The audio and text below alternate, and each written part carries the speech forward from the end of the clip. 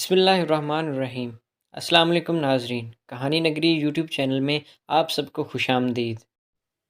بسم اللہ الرحمن الرحیم۔ دنیا میں سب سے بڑا دھوکہ محبت دیتی ہے۔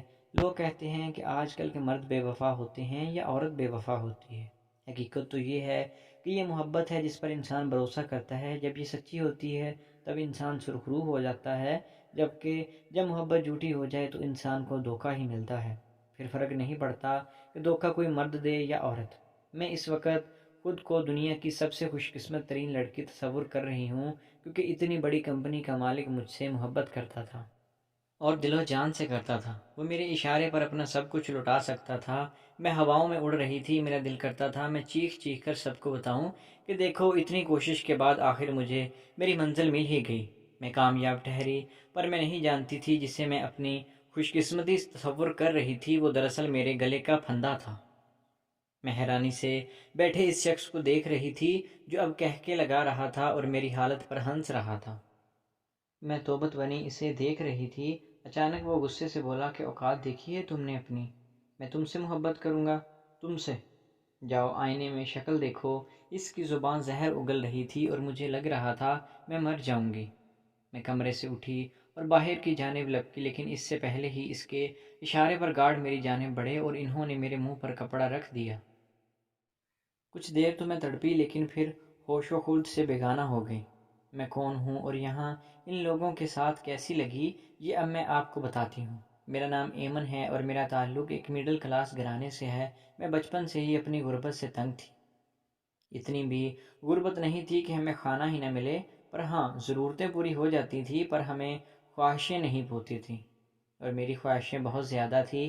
میرے خواب بھی بہت بڑے بڑے تھے، میں سب پورے کرنا چاہتی تھی۔ میں آسمان چھونا چاہتی تھی۔ میری بڑی بہنیں صابر اور شاکر تھیں۔ انہوں نے ہمیشہ اللہ کا شکر ادا کیا اور جو ملا اس پر خوش رہیں۔ یہ میں تھی جسے ہزار شکوے رہتے تھے۔ مجھے پڑھنے کا بھی بہت شوق تھا۔ میٹرک کرنے کے بعد ایک ایک کر کے میری تینوں بڑی بہنوں کی شادی ہو گئی۔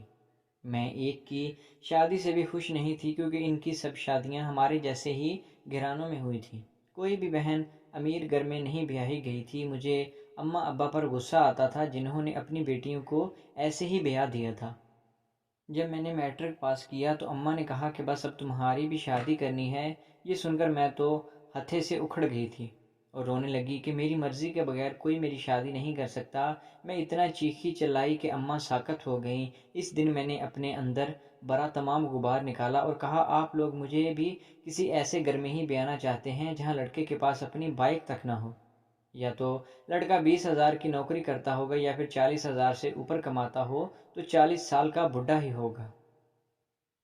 آپ نے تینوں بیٹیوں کے ساتھ ایسا ہی کیا ہے، پر میں ایمن ہوں، خبردار جو کسی نے مجھ سے زبردستی کرنے کی کوشش کی، ورنہ اچھا نہیں ہوگا۔ میں اپنا غصہ اتارتی کمرے میں آ گئی اور بھوک ہڑتال کر دی۔ میں سب سے چھوٹی تھی، اس لیے لاڈ پیار بھی ملا تھا۔ کچھ دیر بعد ابا نے آ کر مجھے منایا اور کہا، تم فکر مت کرو، ہم ابھی تمہاری شادی نہیں کر رہے، تم جو چاہو گی وہی ہوگا۔ میں خوش ہو گئی۔ میٹرک کے بعد میں نے کالج میں ایڈمیشن لے لیا اور گھر میں ابا سے بول بول کر اپنا ایک فون بھی لے لیا۔ ایک دن کالج سے اپنی دوستوں کے ساتھ برگر کھانے میں ایک کیفے میں چلی گئی۔ دراصل میری دوستیں بہت امیر تھیں اور میں نے خود ہی امیر لڑکیوں سے دوستی کی تھی۔ میں خوبصورت تھی اور کچھ اس طرح رہتی تھی کہ پتہ ہی نہ چلنے دیتی کہ میں کسی غریب گھر سے ہوں۔ کیفے میں لڑکے بھی تھے جو مسکرا مسکرا کر دیکھ رہے تھے۔ مجھے عجیب لگ رہا تھا، لیکن میں نے اپنی گھبراہٹ پر قابو پایا ہوا تھا۔ اس دن میں گھر لوٹی تو عجیب ہی خیالوں میں کھوئی ہوئی تھی۔ رہ رہ کر مجھے کیفے کا وہ خوبصورت ماحول یاد آ رہا تھا، اور اسی دن مجھے انجان نمبر سے میسج آیا۔ یوں ہی وقت گزاری کے لیے میں نے بات چیت شروع کر دی۔ لڑکے نے اپنا نام ایان بتایا تھا۔ اس نے مجھے کہا کہ تم بہت خوبصورت ہو۔ میں نے پوچھا کہاں دیکھا، تو اس نے مجھے میری تصویر بھیجی جو کیفے میں کسی نے بنائی تھی۔ میں پہلے تو ڈر گئی تھی، پھر اس نے کہا کہ ایمن پریشان مت ہو، تم مجھے بہت پسند ہو۔ یہ تصویر تمہاری صرف میرے پاس ہے، میں کسی کو دیکھنے کی اجازت بھی نہیں دوں گا۔ جانے کیوں مجھے اس کا انداز اچھا لگا تھا۔ اب اکثر ہماری بات چیت ہوتی تھی، وہ مجھ سے محبت کا اظہار کر چکا تھا، مجھے بھی وہ اچھا لگتا تھا، پر میں نے نہ تو اس کو دیکھا تھا نہ ہی اس کی تصویر دیکھی تھی۔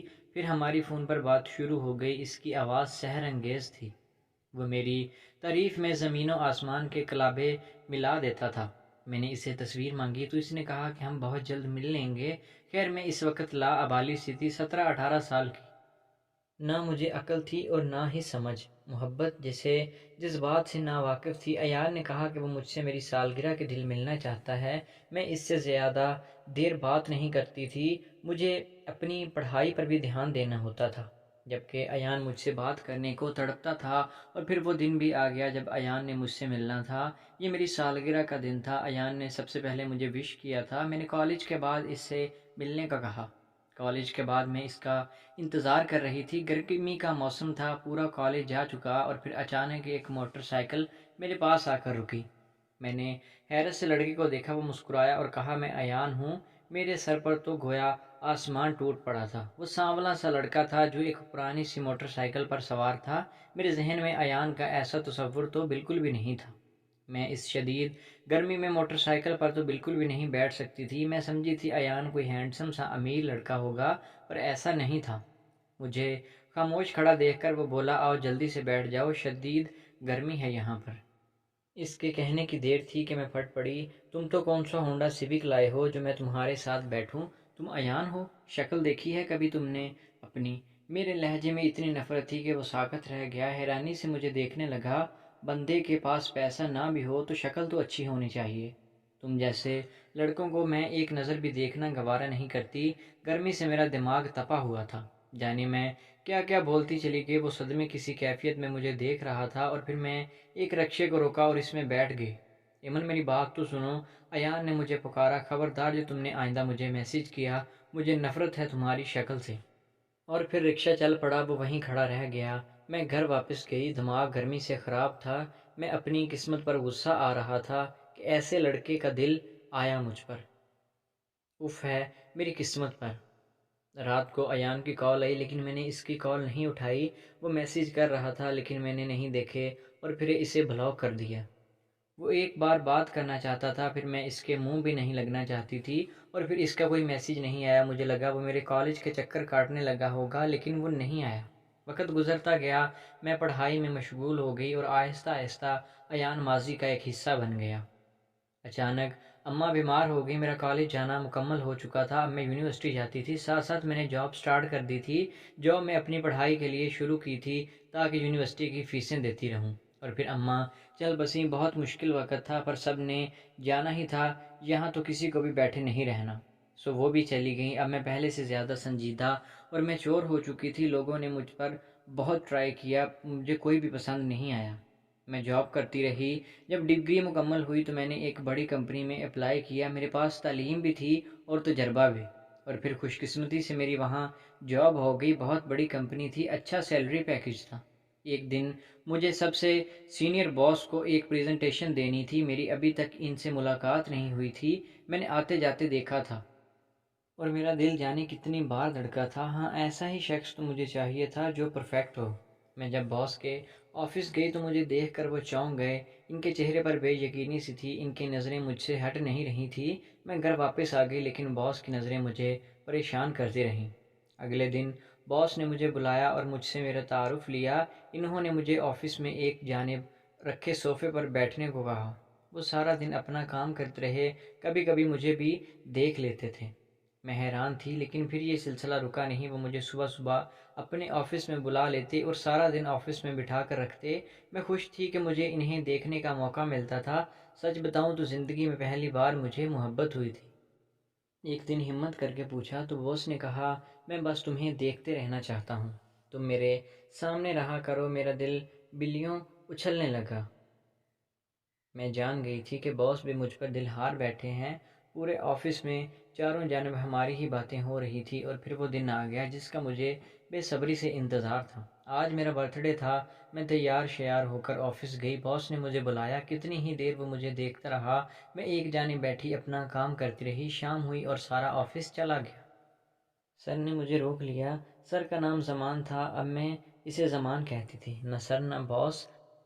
کیک منگوایا گیا، میں نے خوش ہوتے ہوئے کیک کاٹا اور آگے بڑھ کر زمان کا ہاتھ تھام لیا اور اس سے کہا میں جانتی ہوں آپ بھی مجھ سے محبت کرتے ہیں، پر میں آج یہ قبول کرتی ہوں مجھے آپ سے عشق ہو گیا ہے، میں آپ کے بنا نہیں رہ سکتی۔ وہ کچھ دیر مجھے دیکھتا رہا، پھر جھٹکے سے اپنا ہاتھ چھڑایا اور ہنسنے لگا۔ اس نے میرا اتنا مذاق اڑایا جتنا اڑا سکتا تھا، بالکل ویسے ہی جیسے میں نے ایان کا مذاق اڑایا تھا۔ میں بیگ اٹھا کر کمرے سے نکلنے لگی کہ گارڈ نے آگے بڑھ کر مجھے پکڑ لیا۔ میں بے ہوش ہو گئی اور پھر عجیب سی آواز میرے آنکھ کھلی، happy birthday to you, کوئی گنگنا رہا تھا۔ آنکھیں کھلی تو سامنے دیوار پر پروجیکٹر آن تھا، اس پر ایان کی ویڈیو چل رہی تھی۔ میں جھٹکے سے اٹھ بیٹھی۔ دیکھیں بھائی، میں ایمن کو ایسے وش کروں گا تو وہ کتنی خوش ہوگی نا۔ ایک بہت بڑا ہال تھا جسے سجایا گیا تھا۔ ویڈیو میں زمان اور ایان دونوں تھے۔ مجھے چند سیکنڈ لگے تھے سمجھنے میں۔ زمان ایان کا بڑا بھائی تھا، وہ تم سے عشق کرتا تھا۔ اچانک کمرے میں روشنی پھیل گئی۔ وہ کوئی غریب نہیں تھا، زمان میرے پیچھے کھڑا تھا۔ اس نے تمہارے لیے اتنی پارٹی کا انتظام کیا تھا کہ تم سوچ بھی نہیں سکتی۔ جس دن وہ تم سے ملا اس کی گاڑی خراب ہو گئی تھی، وہ جانے کس کا بائک لے کر تم تک پہنچا تھا۔ زمان بول رہا تھا اور میری ریڑھ کی ہڈی میں سنسناہٹ ہو رہی تھی۔ گلا خشک ہو چکا تھا، کانٹے اگ گئے تھے، پر تم نے اس کی محبت کا مذاق اڑایا۔ تمہاری وجہ سے میرے ایان نے، جس میں میری جان بستی تھی، اس نے اپنی جان دے دی۔ مجھے ایسا لگا جیسے کمرے کی چھت مجھ پر گری ہو۔ اس کا ایکسیڈنٹ ہوا تھا، لیکن میں جانتا تھا وہ جینا ہی نہیں چاہتا۔ زمان اسپاٹ لہجے میں کہتا میرے سامنے آ بیٹھا۔ میرا دل اچھل کر حلق میں آ گیا تھا۔ دل تو کر رہا تھا تمہیں ایسی موت دوں کہ تمہاری روح بھی تڑپ اٹھے، پر تم میرے بھائی کی محبت ہو، اس لیے دفع ہو جاؤ یہاں سے، آئندہ اپنی شکل مت دکھانا۔ اس نے مجھے بازو سے پکڑ کر اٹھایا اور دروازے کی جانب دھکا دیا۔ میں نیچے گر گئی۔ آج جان گئی تھی کہ زمان نے مجھ سے محبت کا ناٹک کیا تھا تاکہ مجھے احساس ہو کہ کسی کے جذبات کے ساتھ کھیلنا کیسا ہوتا ہے۔ میں نے جان بوجھ کر نہیں کیا تھا کچھ بھی، میں اپنے حالات سے تنگ تھی۔ میں نے اپنی صفائی پیش کرنی چاہی، لیکن زمان نے مجھے کمرے سے نکال دیا اور میں اس دن اپنا سب کچھ ہار کر واپس آ گئی۔ پھر کبھی میں آفس نہیں گئی۔ اس رات مجھے نروس بریک ڈاؤن ہوا تھا۔ مرنے کا دل تھا لیکن مر نہیں سکتی تھی۔ ایان کو تصور میں لا کر جانے کتنی بار معافی مانگی، پھر ابا سے بول کر میں نے شہر ہی چھوڑ دیا۔ ابا نے میرا رشتہ پکا کر دیا، جبکہ میں تو روبوٹ بن گئی تھی۔ نکاح والے دن بارات ہی آئی اور ابا ہارٹ اٹیک سے جان دو بیٹھے۔ ابا بھی چھوڑ کر چلے گئے تھے۔ تب احساس ہوا جب کوئی جان سے پیارا مر جاتا ہے تو کیسا لگتا ہے۔ میں اپنی قسمت پر روتی آگے بڑھ رہی تھی، گاڑی سے ٹکرا گئی۔ جب ہوش آیا تو ہسپتال میں تھی۔ سامنے ہی زمان کھڑا تھا۔ میں نے شکوہ گناہ نظروں سے اسے دیکھا۔ وہ میرے پاس آ کر بیٹھ گیا اور میرا ہاتھ تھام لیا۔ میں تو اس سے نفرت بھی نہیں کر پاتی تھی۔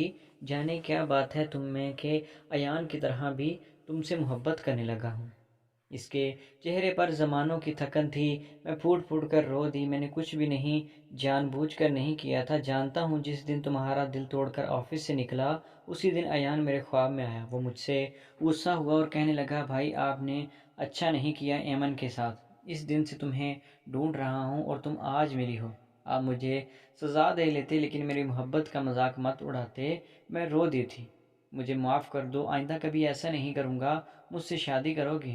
اس نے اچانک ہی پوچھ لیا اور میں نے روتے روتے ہاں میں گردن ہلا دی۔ میری سزا شاید پوری ہو چکی تھی، تبھی زمان کی صورت میں اللہ نے اپنا کرم کیا تھا۔ جانے کتنے دنوں بعد میں دل سے مسکرائی تھی۔